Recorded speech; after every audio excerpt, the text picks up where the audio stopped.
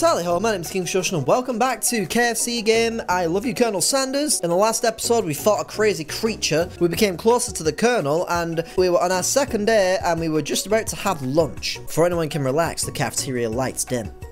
And your rivals enter to make a dramatic announcement. Today's lunch will be prepared via timed competitive cook-off. Levels of theatrics of these two is off the charts. Step up and tell me you're on. I feel like the Colonel would respect that. Bit of lunchtime competition, huh? Count me in. If I have to wipe the tables with you fools before I set my lunch down on it, then so be it. I'm not the fool, you're the fool. Good one, Van Van. I like your gumption, but I'll be watching your performance. Just as things reach a boiling point, Sprinkles steps in. Surely he'll put a stop to this madness.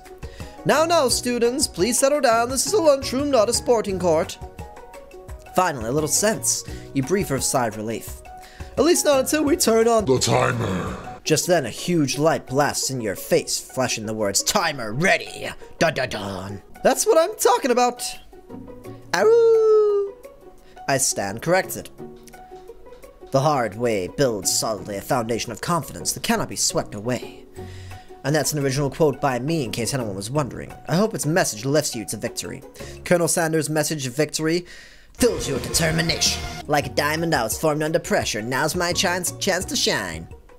I'll defeat you myself. I don't like the fact that she has a giant cleaver. That makes me nervous. Boss music time, hell yeah. You had his chicken, and you made mashed potatoes and gravy on day one. And you're feeling like you can really impress him again here.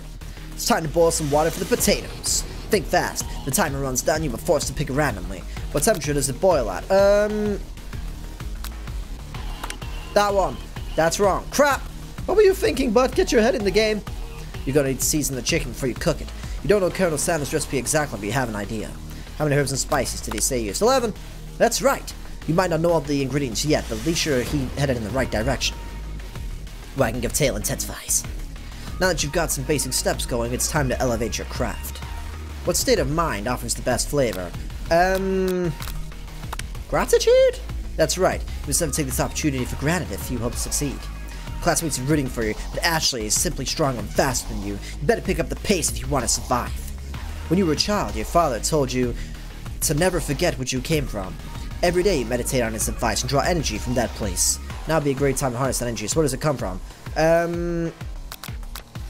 Small town with big dreams of bomb. That's right, this is your shot and you're not gonna miss it. Ow! You try to shut out the noise of the arena and focus on your cooking. What is the sound of success? Sizzling. That's wrong. Fuck you! Don't make me get the spray bottle! Next question. Notice Colonel Sanders out of the corner of your eye.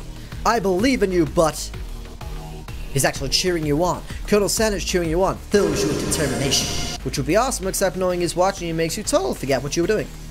Now you can think about is Colonel Sanders on a horse. How many spoonfuls of gravy would it take to fill... I didn't even get a chance to read that. What the hell? Oh, get your mind back in the competition. I'm getting the feeling that was meant to happen. Grr. You are stranded on a desert island with one dessert cookbook. Which one do you take? What a hunk! I know, right? You know what? Shouldn't you be focused on the challenge? You're falling behind. Sorry, I've got the question. Exchange your wedding vows. What does that have to do with crafting spectacular fried chicken and delicate baked biscuits? Woof woof. You're really struggling to keep up. The next station over, Ashley has already begun plating elements for a dish. It's colorful and complex. To make up time, you toss your biscuit dough into a stand mixer. As you do, the crowd gasps. Yikes. Uh-oh. I know you love nothing more than seeing a fellow apprentice utilized in a kitchen, but sometimes that means sacrificing the personal touch. Might not have any hands, but butt does, and a good chef needs to be touching the dough to know when it's properly mixed. There's an easy way and a hard way. You don't get far by going the easy way. When you hear everyone talking, you realize how serious your error was. You immediately shove your hand into the mixer to rescue your dough before it's overmixed. But no! But you're not fast enough and your hand gets stuck. It is immediately crushed by the quickly spinning beaters. There's no way you'll be able to use that hand for the rest of the match. Colonel Sanders shakes his head in shame. What you often find is the easy way can turn out much, much more difficult. Everyone stop what you're doing right now, this battle is over. I don't know what I was supposed to be doing. I got most of the questions right, but then I started daydreaming about the Colonel and his amazing day, and everything went wrong. It can't be. I was so close to completing my dish. Sweetheart, look at your hand. You simply cannot go on. Ah, that's too bad. And here I am with a complicated dish ready to serve. Surely that makes me the winner. By default. No, that wouldn't be fair to compare the two on account of Butt's injury. You see Sprinkles begins to lick his doggy chops as he locks onto the dish. But I suppose I should at least tell you that you're prepared. Well, because I'm the sweetest, I skip straight to dessert. Under the white chocolate dome, you find a wide array of delights, take you on a journey of flavor that tastes good and tells a story of excellence. I was about to ask Bud to do the honor, but since you're injured, I'm afraid I can't be pouring this creamer of delicate hot chocolate sauce. Might be too difficult. Colonel Sanders, if you wouldn't mind lending me your strong, steady hand. Colonel Sanders pours the hot chocolate sauce on top of the dome, causing it to melt away, revealing the ingredients hidden within. Inside, you find a delicate fried cheese croquette atop a slice of honeycomb, ice cream 2 ways, tender nougat, and pearls of blueberry galette. That sounds disgusting, I'm not gonna lie. Colonel Sanders seems intrigued, but perhaps not impressed as he dips his finger into the chocolate sauce. Simplicity isn't your strong suit, is it, Ashley? Oh, you. As he places a sauce-covered finger onto his lips, Ashley leans over and whispers something in his ear. A dab of sauce sticks to his mustache. Put yourself between them. You reach out with your apron to wipe the sauce off his glistening face. Colonel Sanders recalls and brushes you back. This goatee is not just a fashion statement, it's also functional. I was saving that flavor for later. God damn it! Alright. I messed the whole thing up! I tried my best, okay? Cut me some slack. Okay, let's try again. Okay, impressing him. Ball of potatoes, think fast timer. After you turn it. Oh, damn it! I did that last time, idiot! Oh well. 11 spices. Gratitude. Small town with big dreams made. I think the next one was the one I got wrong. Son of success. Silence. That's right, when they taste your cooking, they'll be so taken with it, they'll be unable to speak. Okay, that makes sense. You notice Colonel Sanders out of the corner of your eye. I believe in you, but... Okay, we've already read all this. So, Colonel Sanders on a horse, blowing you a kiss. Oh! What a hunk. Alright.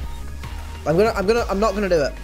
What does that have to do with crafting spectacular fried chicken and delicate baked business? Bleh. Really struggling to keep up. Next station over, she's already begun. Yep. Mate time, toss the biscuit and stand it. What? Why did this happen again? I'm confused. Alright, we saw that. Internalize the rage you feel. Your rage burns so intensely within your eyes they almost burst into flames. Flames cause your eyebrows to catch fire and turn to ash, and they fall off onto your face, which means people will have a hard time understanding your emotions for the rest of the semester, maybe forever. Embarrassed and ashamed by your poor performance, not to mention your crispy fried brow, you run to the quad to be alone. Okay. That works apparently. Whatever, that's fine. Beautiful weather feels like an insult. Inside of you, a storm rages. It's Colonel Sanders. Probably here to tell you that he and Ashley are in love and have decided to get married and have lots of kids and make chicken together. And he won't even ask you to cater his wedding because you're a terrible chef and an awful person. You tried to hide from him, but he approaches you directly. I know you're hurting right now, quite literally because you mangled your hand. Not just from the devastating loss, but from the running with the mixer and the small fire. We should get that checked out, like seriously. I'm fine, can you just leave me alone, please? I feel like a loser. I'm not fit to fill your fryer. I'll never be a master chef. Failure is a part of life, not just for you, but for all of us. Do you think I've never failed at anything before? That's exactly what I think. Well then, think again. I wasn't always the man you see before you. Enrolled in culinary school, incredibly handsome, successful, motivated with a giant penis. Well, handsome, sure, I was born that way. But I've walked other paths and arrived at dead ends. I was passionate about life, but I failed as an obstetrician. I was passionate about justice, but I failed as a lawyer. I was passionate about livestock, but I even failed as a mule handler. That one was especially humiliating. Mules can be so cruel. I didn't know. People see my delicate ribbon tie and my well-kept beard and assume that I just got it all together, which is true now, but it hasn't always been. Sounds like this guy could really use a hug. I resolved then that I was going to amount to something. No amount of hours, labor, or money would deter me from giving the best that I had to give. As Colonel Sanders changes focus, you can see something ignite inside of him, a burning passion. One has to remember that every failure can be a stepping stone to something better.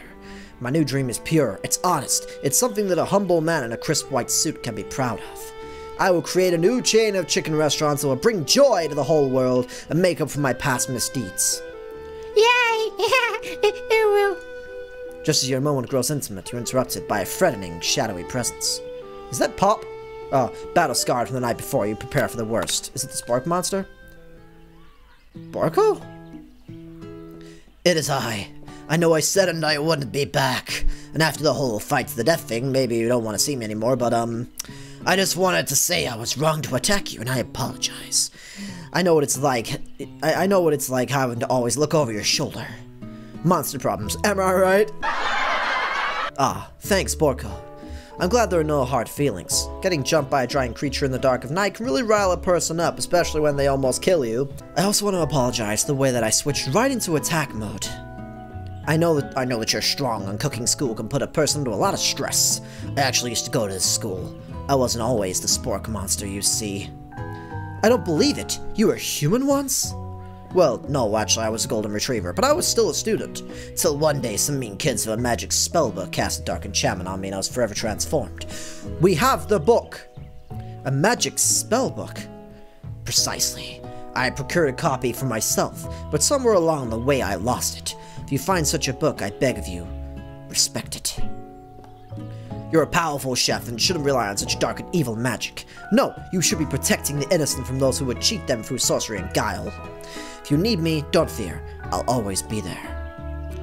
Sounds like there are some bad cooks in the kitchen of life, but together, I'm sure we can defeat them. Come back to my hideaway and we can discuss. Personal invite. Can't imagine what Colonel Sanders' home must be like, but it sounds like you're about to find out. Stepping inside Colonel Sanders' home, surrounded by his things, you start to feel a special bond with him. Looks like you live such an exciting life, Colonel Sanders. Every day can be an adventure, if you approach it with the right attitude. Long ago, I made the decision to never stop searching, never stop working, never stop imagining. Have you been working on any new recipes of your own lately? I'm always excited to talk about food with another ambitious chef. Well, there is something. It's just a side dish I've been tinkering with, trying to find the right balance of flavors and textures. Not sure I've nailed it just yet, but I'm close. Colonel Sanders' eyes peek up as he starts to wonder what dish you might be describing. It's meant to pair with something spicy, or maybe crispy. Both, perhaps. Now that you've got him where you want him, should you reveal your new creation or keep it a secret? Reveal! You decide that you're ready as you'll ever be to share your original cooking with Colonel Sanders. Before you can talk yourself out of it, you decide to dive in head first. You reach into his pocket to grab his you reach into your lunch bag for a special dish you've been keeping on ice all day. I present to you my original coleslaw. The shredded cabbage dish glistens in the light of Colonel Sanders' luxury hideaway. Magnificent! Together you chow down on the creamy slaw, until just a spoonful remains in the bowl. You pull the spoon up, you go to feed it to Colonel Sanders, and it drops onto his bare chest. You then lick... I'm getting distracted! Do you mind if I hold on to the last bite? I'd like to have it around so I can admire its taste later and think back on this moment. You offer to make him more, but he seems like a very sentimental kind of guy.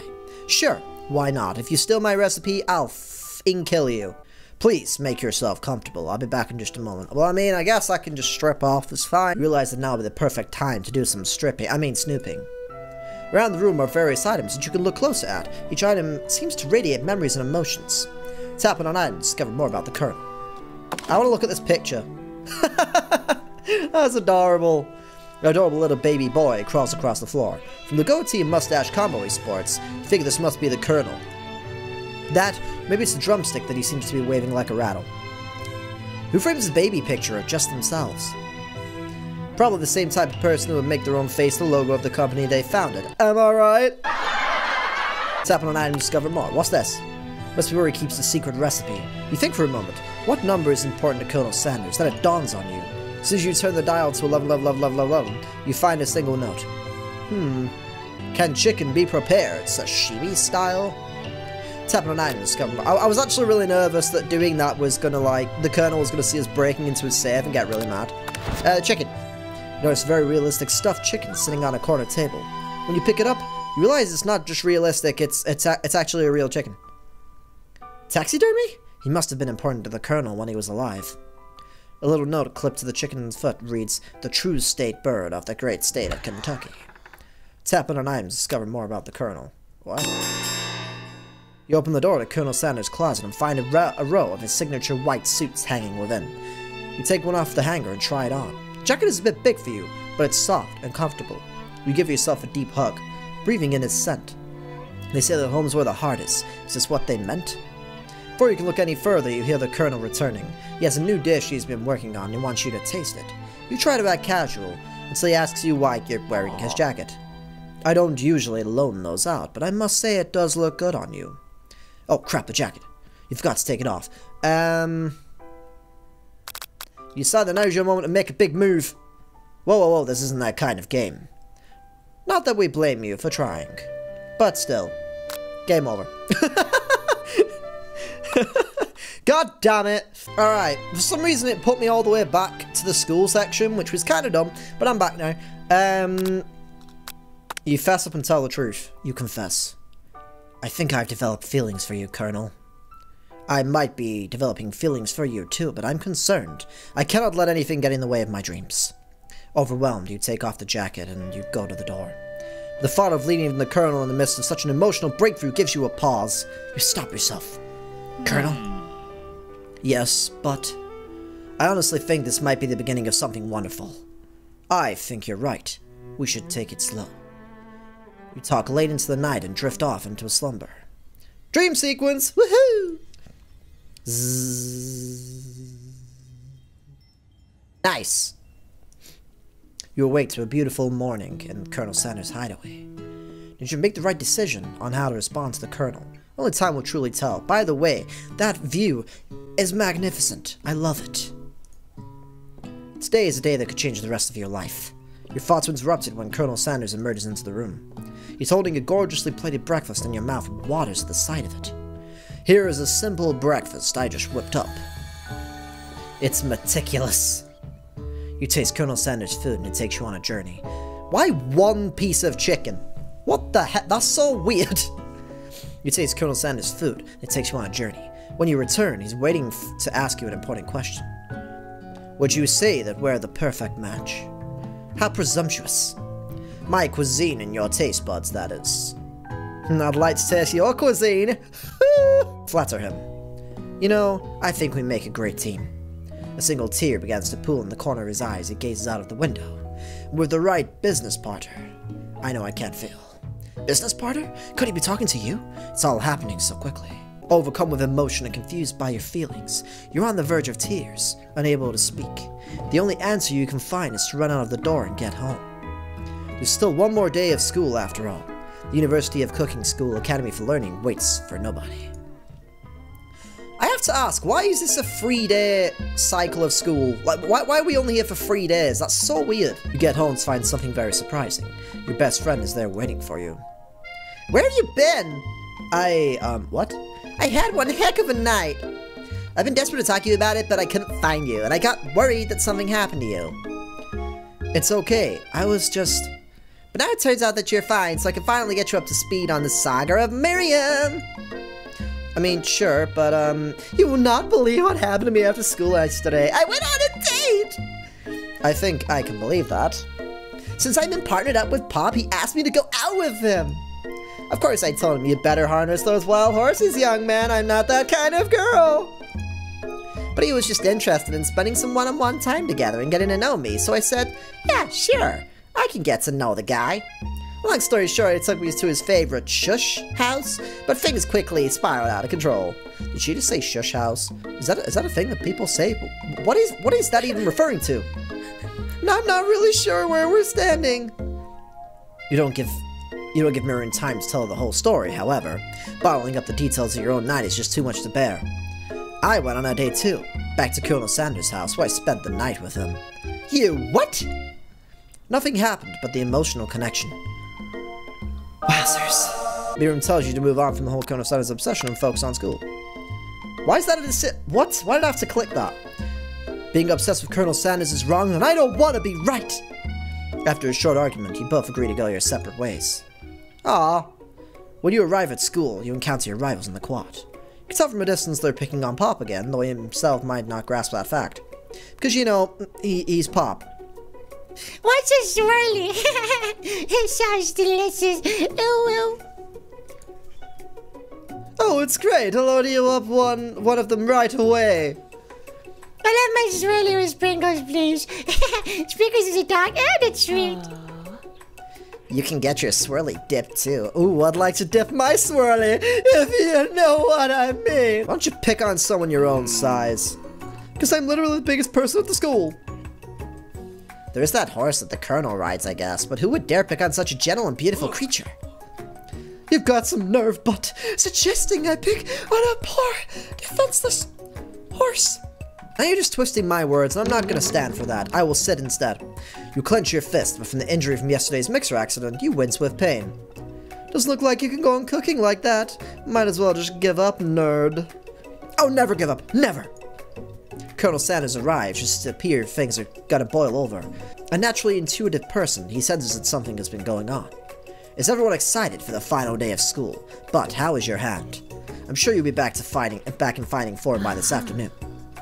Aren't you concerned about my hands, Colonel? I almost broke a nail winning so hard. Technically, I don't believe a winner was decided, but your presentation was quite impressive.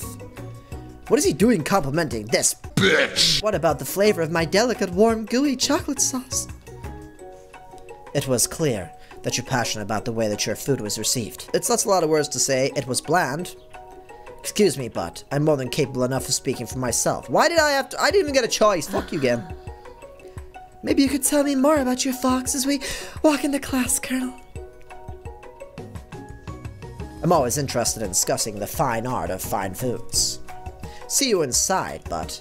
This son of a bitch! Annoyed by Colonel Sanders' inability to see Ashley for who she really is, you walk across the quad to get some distance. In an attempt to distract yourself from how slighted you feel by that interaction with Ashley, you take out the spell book you recovered yesterday and start flipping through the pages. Whoa, that's the book! It looks like bad news!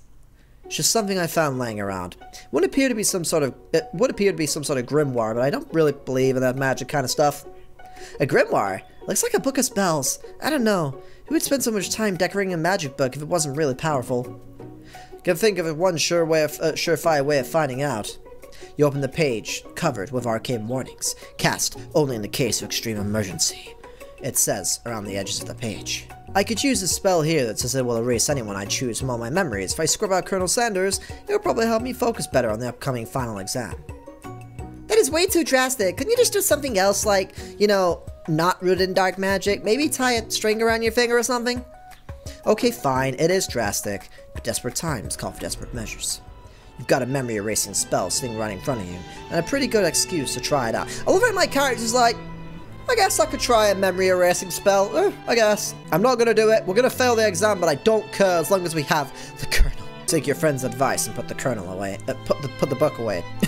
It's almost time for class. Sprinkles is already in the room, waiting for the students to arrive. He clears his voice to make a quick announcement.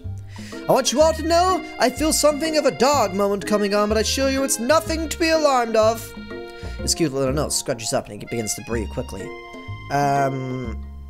Dogs can be rather unpredictable, especially Sprinkles. Wait to see what happens. Sprinkles stops in his track. He focuses in on the window. The room is deadly silent. When you follow his gaze, you see a tiny orange squirrel perched on the cherry tree outside. Sprinkles turns feral and runs to the window of the classroom and begins barking uncontrollably at the squirrel outside. Terrence, I told you not to come back here, you son of a bitch! I will destroy you! Sprinkles is barking ferociously, drool flying off his face. Squirrel looks over, but he doesn't say anything back. You wonder, is that even a talking squirrel? Who named him Terrence? Better not show your chubby goddamn cheeks around here or I'll beat your ass! After Sprinkles is satisfied that his presence has been felt by not only Terrence but another squirrel in hearing distance, he returns to his professional tone. I apologize for my outburst. This actually brings up an important point. Thank you, Butt, for reminding me not to dole out this indispensable bit of wisdom, you see. But before he can go on any further, Miriam's love drama spills over into the class. Sprinkles is interrupted by a sad whimpering sound coming from the back of the room. I told you to save it for... I told you to save it for after class! But I miss you. We went on one date, Pop. How can you miss me when I'm right here? Pop's voice quivers as he pleads his case to Miriam. Every time I blink, you go away again. Oh, that's kind of cute in a weird way. That's a really cute thing to say, Miriam. What happened between you and Pop? I got her in trouble. Now she's mad at me. I didn't just get in trouble. I get yelled at by Pop's mother, who blames me for getting him banned from every museum that we ever set foot in. Oh, so that's what you meant by the shush house. Pop, we went on one date. Okay, we're over. It meant so much to me that I made this for you. To her, oh, that's like kind of adorable. To her, it's going arguing. Pop leaves his creation behind and runs out of the room. Nothing like a loud public breakup to cast a pall over the final day of school. Well, that was unfortunate. But we mustn't be distracted from what lies ahead. The final competition showdown challenge exam. I'm still working on the title, but I think you get it. Test time approaches. See you all in the arena. But before you can even think about your upcoming competition, there's a very beautiful soul nearby in need of a pep talk. Hey, Miriam. Are you okay? Okay. I'm so mad I could smash her tiny mug, spilling several drops of hot cocoa all over the floor.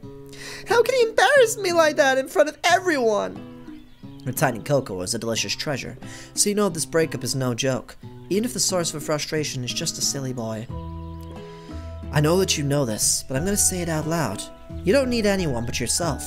Me and you, my sentence doesn't make sense now.